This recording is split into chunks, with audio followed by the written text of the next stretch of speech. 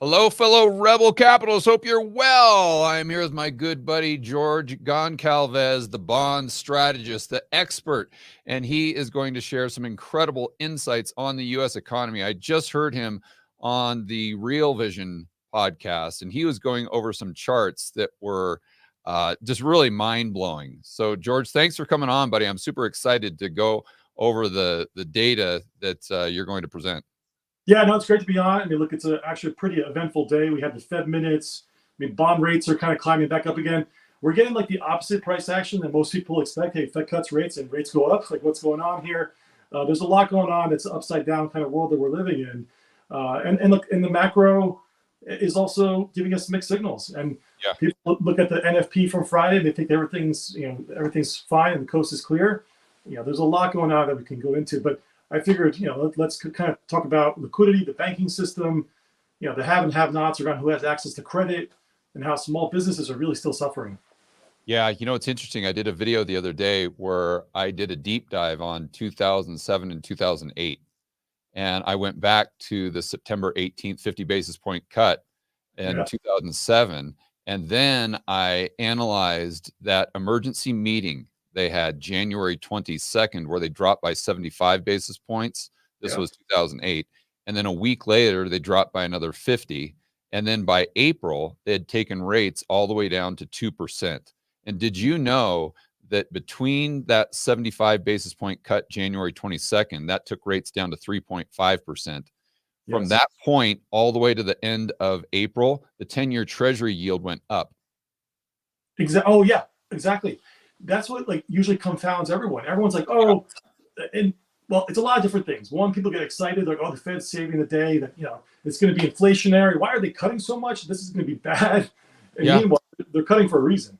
Yeah, and then George, I went back and looked at an article, or a couple of them, from the Wall Street Journal during that time. And what I would do is I would look at the Wall Street Journal and what they were saying the day after they did the cuts, or the day after the CPI report came out for August of 2008, where this was the July report. And inflation, the CPI, went up to 5.6%. And it was at 3.5 when they started in September of 2007. And everything in the Wall Street Journal was talking about inflation risk, inflation risk, inflation risk, and how the Fed likely would have to increase interest rates, would have to a rate hiking cycle. And this was August of 2008. And like 2 months later, they were at zero. And like a year later, we're at negative 2% deflation. Oh, yeah, look. That's why, and I'm sure, if you did an actual study of all these news reports, you would capture so many soft landing, soft landing, soft landing. Yeah. And that everyone was always on the hunt for a soft landing or fearing inflation. Meanwhile, they're not really looking at the underlying undercurrents of the economy. Something's not right. Yeah. All right. Let's start by looking at this first chart you sent me. And let's see if we can pull it up. Now, can you explain what we're looking at here?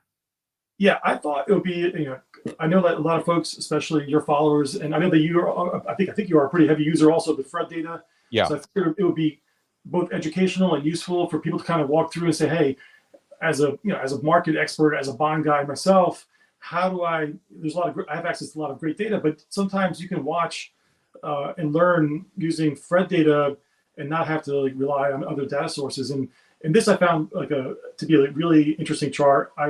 If you dig enough in the Fred data, there's thousands of different time series.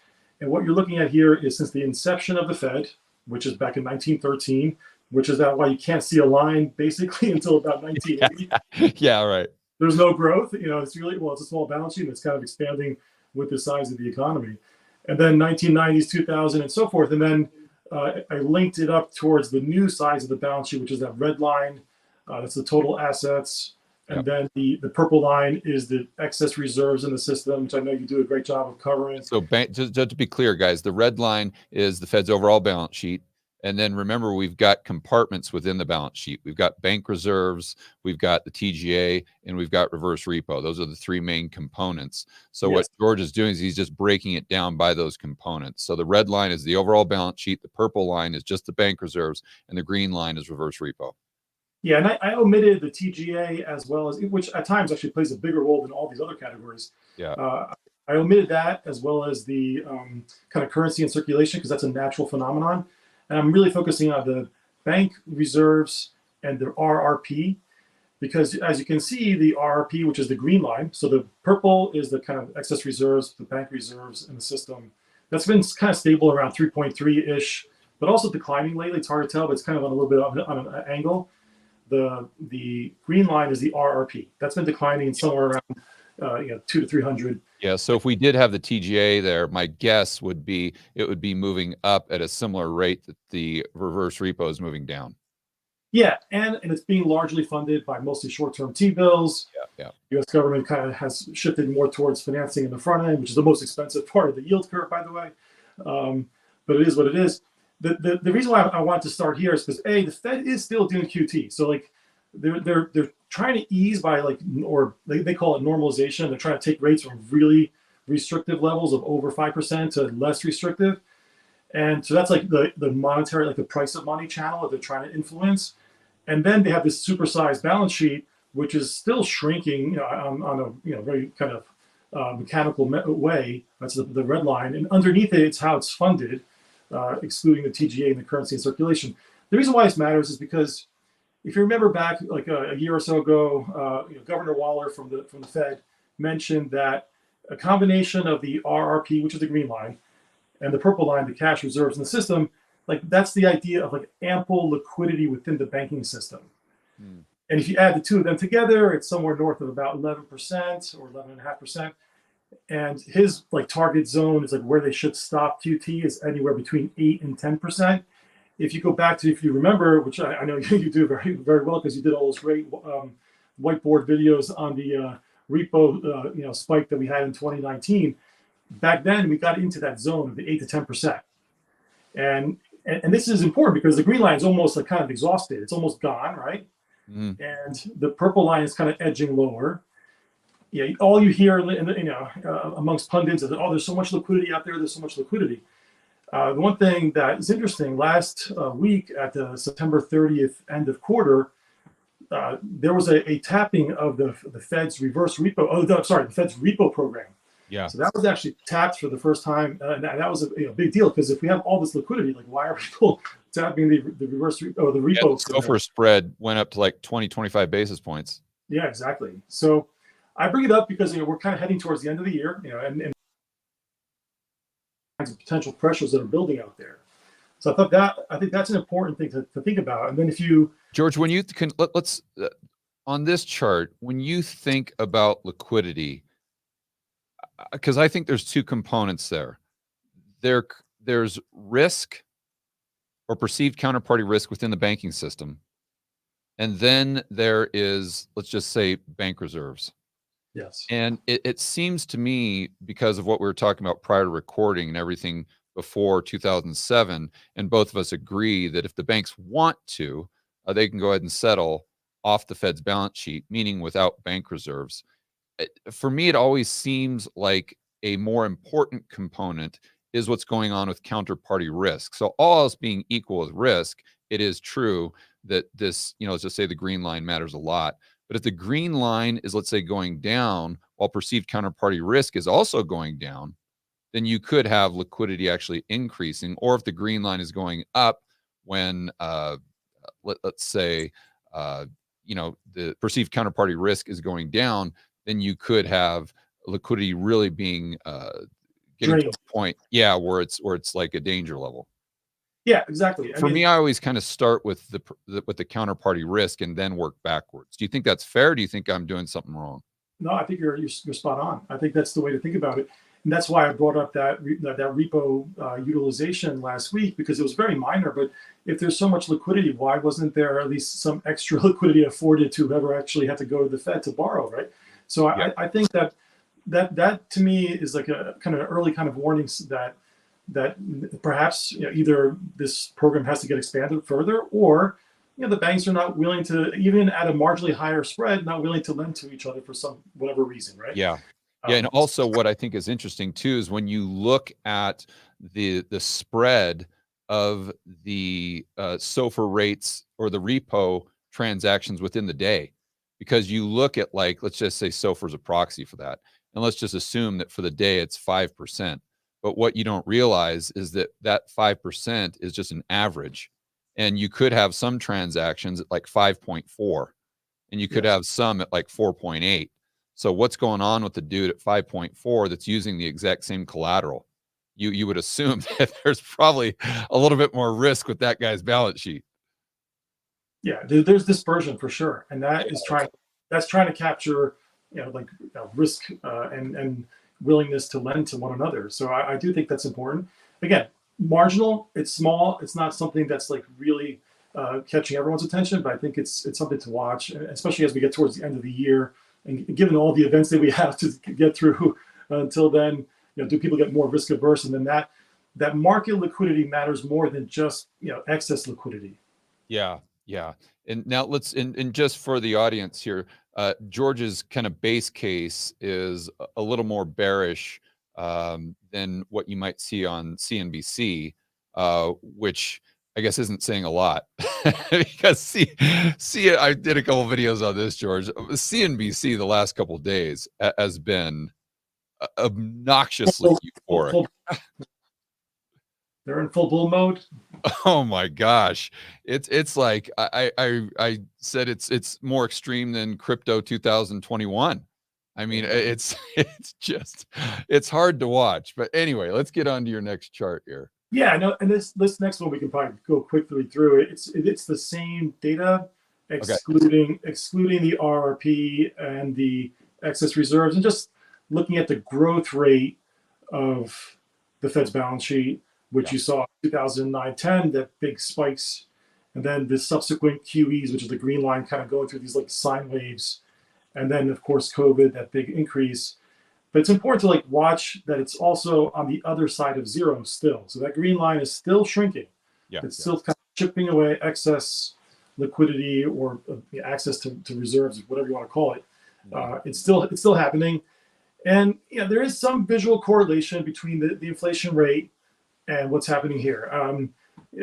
Why this time was different versus 2008, 2009, and I know that you know this well, the combination of the bottlenecks, supply chain disruptions, and then basically high-powered money coming from the government, and a lot of it being bought, these treasuries by the Fed, led to a pretty big increase in inflation, which is why they're still worried about inflation. But it's largely behind us because it was a one-time effect, and inflation over time is mean reverting.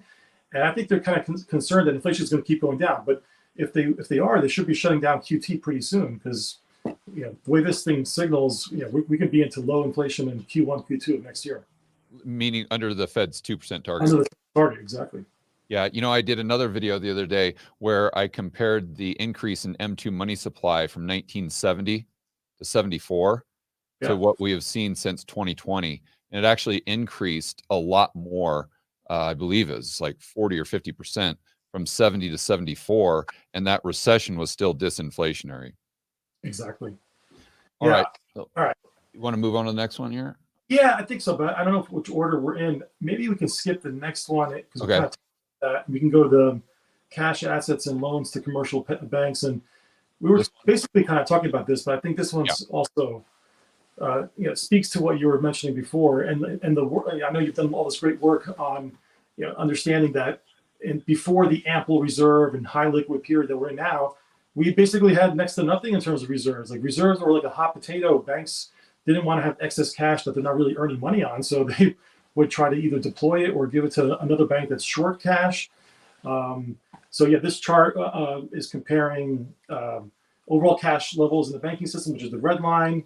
It's on the left scale, and then the blue is interbank lending that was taking place up until basically 2007, 2008. And since then has basically dropped to next to nothing, because there's really no need to interbank lend to one another. Yeah, and then you also have to ask yourself, with almost no reserves in the system, especially electronic reserves prior to 2008, how on earth were they doing all of that interbank lending? Like, wait a minute. They had to be doing it somehow. They're doing it on each other's balance sheet. Oh, exactly. That's like we talked about at the start. banks create a loan that's a, it's going to be a liability for them. It's a deposit for somebody else. Someone's going to take that money and deposit it and either go start a business, go pay their employees, and that money over time circulates through the system.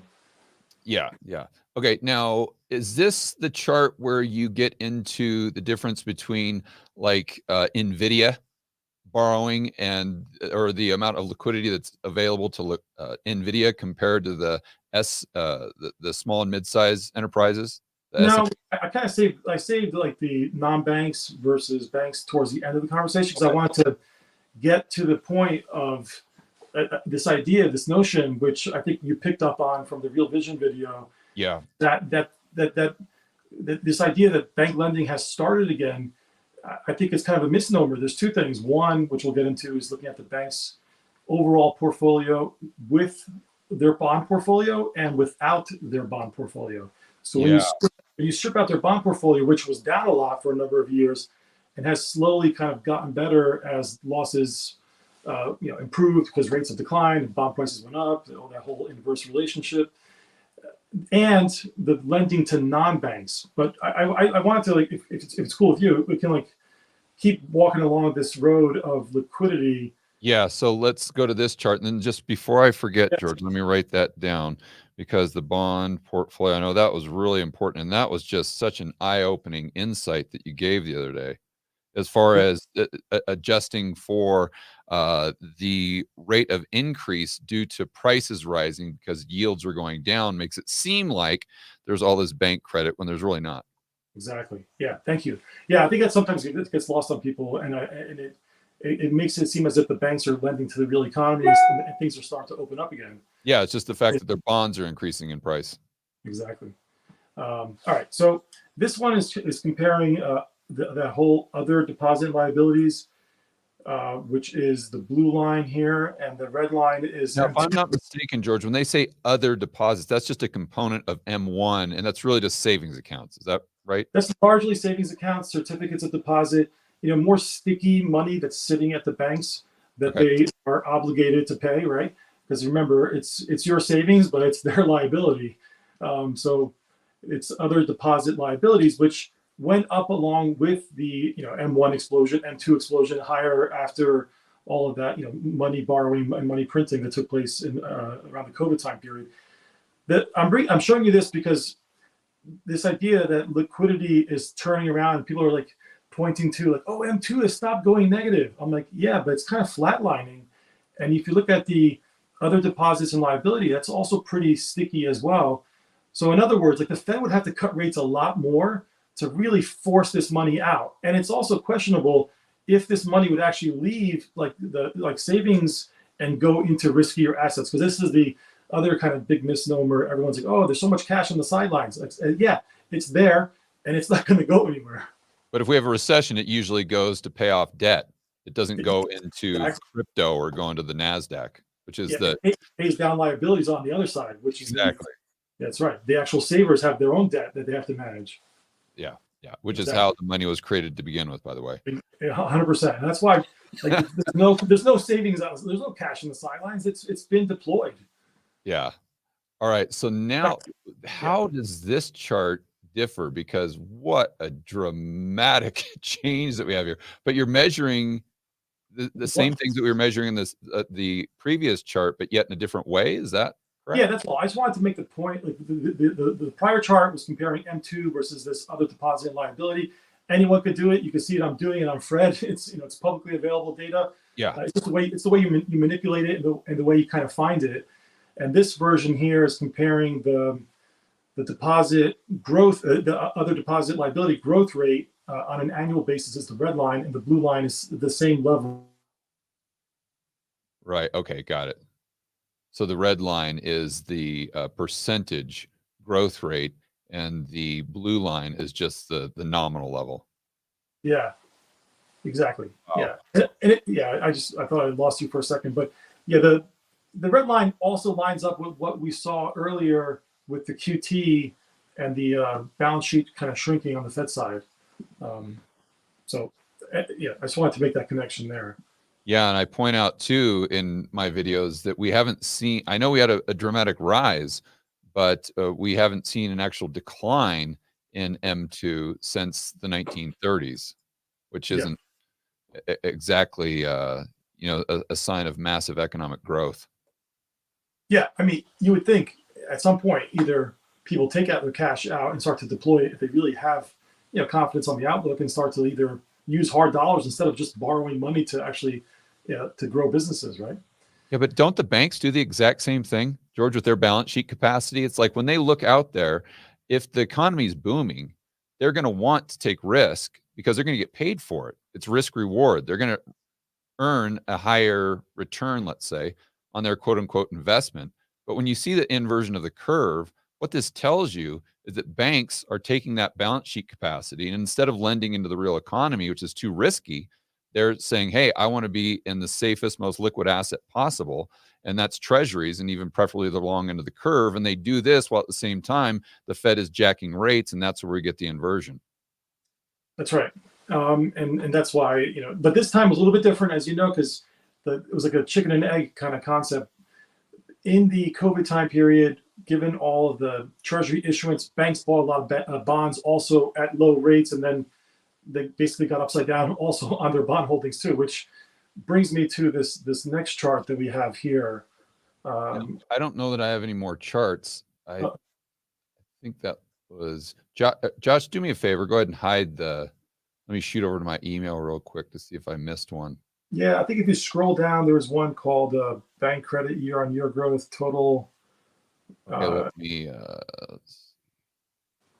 Oh, yeah, I didn't scroll down on the email you sent me. Here, let me pull up all the charts I missed real quick here, George, because I missed 3 of them. Yeah, and I'll talk while you're doing that. Yeah, after the ODL, the good old ODL. After that, when you have bank credit versus year-on-year growth. Okay, total, Josh, go ahead and switch it back. So, all right, George. So here, this should be the next chart. Does this look familiar? we can talk to this one because this is the commercial and industrial loans, I think. Yeah. Okay. You could go to that. Yeah, that's, what, let's do this. And then you might have overlooked one called bank credit year-on-year growth, total excluding bond portfolio. Bank loan growth year on year. Yeah. Okay. How about this one? No, it's industrial again. It's one above that. I think it's the link above that. Okay. How about this one? Yeah. Okay, great. Now we're back on track. Yeah, exactly. So this is, you can see if you ignore the post 2020, just focus on it, even for 2008. There was almost like a one-for-one move because the bond portfolios were not that large, and it was mostly loan books that were more under pressure. All and right. Asset backs. Because if you look at that red line and the blue line, so the blue line is a bank's overall portfolio, and then stripping out their bonds, subtracting the bonds, the securities. Right. That's the blue line, and the red line is overall just bank credit into the U.S. economy. They kind of track each other pretty closely for the most part up until 2020, after the 2020 move, right? And what happened after 2020? Well, there was a lot of treasuries issued. Banks bought a lot at low rates. Rates went up very quickly because the Fed started to fight inflation in 2022. That blue line, and banks also did pull back a little bit on lending in 2022 as well. So a pretty big negative. It looked like bank credit was contracting by 5%. Right? I mean, that would be not 1930 style, but it was very similar to what we saw in 2010 and 2011 during that echo period, right? Right. The blue line went negative, and that caught a lot of people off guard. But the red line, which is the whole banking system, it didn't go negative, which that basically tells you that the drop in the blue line was just a bond losses, not lending stopping. So when you isolate when you take out that, you can notice what is the true lending to the real economy is kind of the blue line at this point. Now you move forward in time. At this juncture, banks are basically lending at about 2 to 3% per year into the real economy. Their portfolio of lending is growing at about 2 to 3%. That's not really, I mean, that's basically around GDP. That's nothing And even then, you have to haircut the GDP because it doesn't flow through like one for one into the real economy. So when everyone says, "Oh, the bank, like the banks or the economy's on fire," it's like, why aren't banks lending then? Like banks should be lending at 5 to 8%. Money growth should be really like velocity should be picking up, right? So and bank credit is not really growing. So that blue line, the fact that it's now flatlined, uh, and the red line is kind of converged with it, tells you that lending tells you two things. One, bank portfolios have done better because rates have gone down and they've recovered some of those losses from their bonds. Yep. And two, they're not really lending at a really fast speed, because if it was, it should be additive, right? It should be like, hey, your bond portfolio is up 5-7%, and you're lending X amount. You should have a much faster bank position growing. Yeah, that's right. The bottom line here is we can see from that blue line that they're not lending into the real economy, and any growth that you see on a chart is just simply a result of what they've bought, how many treasuries they've bought, and the fact that those treasuries have gone up in price because the yields have gone down, even though they've gone up recently. Yeah, exactly. I mean, look, it's going to ebb and flow, but we are still lower in rates than we were last year by about 100 basis points, roughly, right? Yep. That's worth about 8% on the portfolio, 7 to 8% on the portfolio. That's a pretty big move from depressed levels, and that's why we've seen a big swing higher. So the banks aren't really lending. That red line, that last bit of the red line. Yeah, exactly. Okay, yeah, got it. Okay, cool. Let's now, I think we're gonna. Then you go back to the other, which is this then lines up with yes, that one. Okay. Yeah, so this is commercial industrial loans, which a lot of it does go to mid-sized companies, small to mid-sized companies. That blue line looks kind of similar to the other line that we saw before in terms of like very little bank lending. Yeah. Basically like 3 or 4, like 2 to 3% roughly. George, is this a component of loans and leases? Yes. Okay, got it. Yeah, so this is about 2 to 3% of overall loan growth. It's not the sort of activity that really maintains or sustains a robust economy. So so what's going on here? Like we have again more mixed signals. Banking system, although the U.S. is basically split between a capital markets world that 50% of the credit comes from like the actual the bond market itself, from credit, corporate bonds, and things like that. And then the other 50% comes from the banking system, which of that, the banks play a critical role to small and mid-sized companies, providing them working capital, accounts receivable, like all your standard bank functions to kind of keep businesses growing and having access to capital and credit. It's not growing fast enough to really engender a sustainable economy at this point. And then you couple that with rates still very high. The Fed's cut 50, and we were one of the few houses that were forecasting the 50 basis point cut, because I think the Fed's behind the curve and still is behind the curve. They're too restrictive. They're fighting the last war, which is inflation, and they're really running the risk of hurting the other side of the economy, which has not benefited from all this easy money. And so I do think they have to cut more, and you're not seeing it in the lending from the bank side. And both the price of money being anywhere to 8 to 10% for a lot of these small businesses, the Fed has to cut at least another 200 basis points, in my view, to start to really help them out.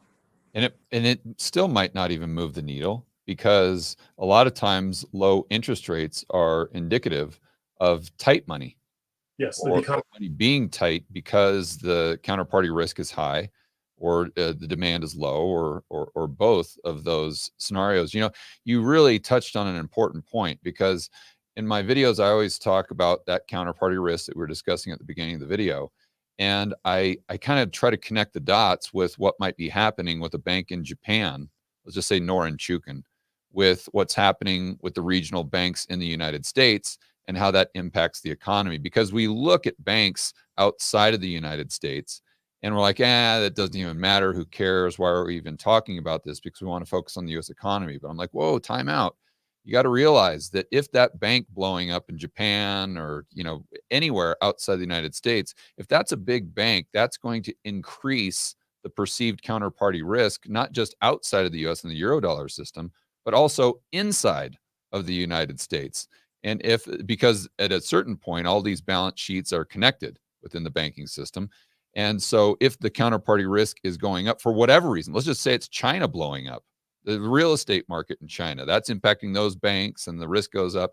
And then the banks domestically in the United States see that risk going up, and they're like, look, we need to protect our balance sheets for whatever reason, and therefore we're not going to lend out into the real economy. And then these small and mid-sized businesses can't get the credit they need to grow, and then that results in the unemployment rate going up and then aggregate demand decreasing. So, but most people don't connect those dots.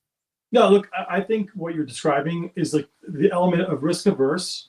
You know, banks become risk averse when they see others under pressure, and yeah, we do have a global banking system. To deny that fact is to deny how the real world operates, and liquidity is fungible and it moves around the world and it looks for opportunities where it makes the most sense. And the U.S. is still the reserve currency, and as long as that's the case, we're still going to have that interconnectedness, and that's going to make play a huge role. Yeah. And I think it's really now, people are starting to realize, again, like your whiteboard videos are great to kind of give like explanations of how things really work and how things are connected. And I do think that people are realizing that there's more than just one dollar. There's a global dollar and there's a US dollar, and they overlap. There is, the US can't completely close the barriers down and not let the dollars come in and out. And dollars are also created overseas and through their own lending mechanisms and against collateral and so many other ways of like, really expanding the international dollar availability. So all of that's been happening for like, 50, 60, 70 years. And when then, you get to moments where people get either risk averse, they'll kind of pull back. But I think what's happening here is more like a garden variety, type recession, and banks being risk averse because of the macro, but also they, a yield curve inverted for, as long as it's been, since basically June of 2022, over 2 years of an inverted curve is not great for the banking system. It's a lending long and borrowing short kind of enterprise, and especially for the smaller regional banks. And the longer the curve stays inverted, that's not great either. And so like all these things have been coming to a head, and people want to ignore it. They want to say this time is different. They want to say that the yield curve doesn't matter. They want to say all the things that and I know. And I still have a decent high probability that the longer the Fed takes, the more they're going to have to cut. So at a minimum, they have to cut 200 basis points. And it's not guaranteed that we can avoid a recession. It could be a bumpy landing as they try to make that move towards lower rates. They're going to get these false dawns. Like on Friday, we got a strong NFP, and everyone's like, oh, that's it. We dodged the bullet. Everything's good. The U.S. economy is strong. And I actually think that report does a bigger disservice for people that are trying to find a job than the actual what signal it tells you. Because now if the Fed believes the jobs market's stronger, but it's not, and they delay on the cuts, it's going to do more damage to the labor market. Yeah, like, how is that good for anybody? Yeah, and the long end of the curve goes up, which increases mortgage rates. Yeah. So you're getting it from both directions. So like, this is not an environment to be championing and to be excited about. Like, this is actually really concerning that the longer that rates stay elevated, they don't kind of make a way down to be a little bit more accommodative. Not so much for like housing is a whole other story, and it's been largely a cash type business. For the last couple of years, the have and have-nots, those that have cash, they can buy homes. Those that can't have a hard time paying these high rates. Like the low rates would help broaden out access to mortgage credit. And I think that would be a good thing. But I'm really concerned about the small to mid-sized companies. They're the ones that are still, a key component in the engine of the U.S. economy. Right. And if they've been starved of credit, and we've been getting overstated NFP reports, which I think we have been, and that we're not doing a good job of capturing how many small businesses are actually producing jobs and they're actually cutting back, that's going to be that garden variety recession can turn into a full blown one. Yeah, right. I mean, I think the main takeaway here with what you're saying is it's not impossible, but it's extraordinarily difficult for the economy to be quote unquote strong, resilient, and growing if the banks aren't lending to small and mid-sized businesses. That is the bottom line. And I think you see that on every level, from sentiment, both at the business level, small to mid-sized businesses, and you see it at the individual level. We have some of the worst consumer confidence readings with the stock market at the highs, and that's inconsistent. And like, why is that happening? Because it's not flowing through to the broader population.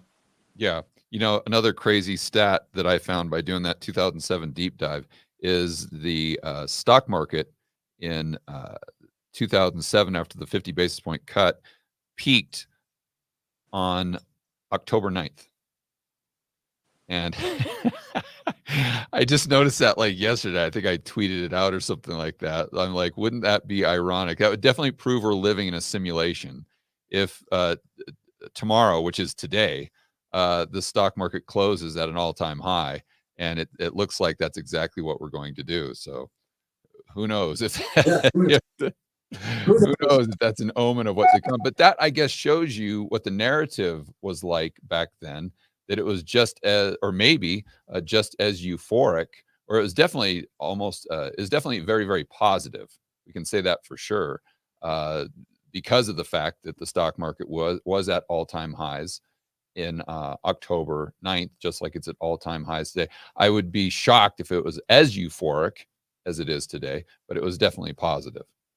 Yeah, listen, there's one more piece. I think I'm not sure if we pulled up the last two charts. I think this could explain why we're still kind of living on borrowed time. Is this the one, George? Loans and leases versus bank credit, and then the other loans and leases to non-deposit. Yeah, but there's one before it, which is like the level.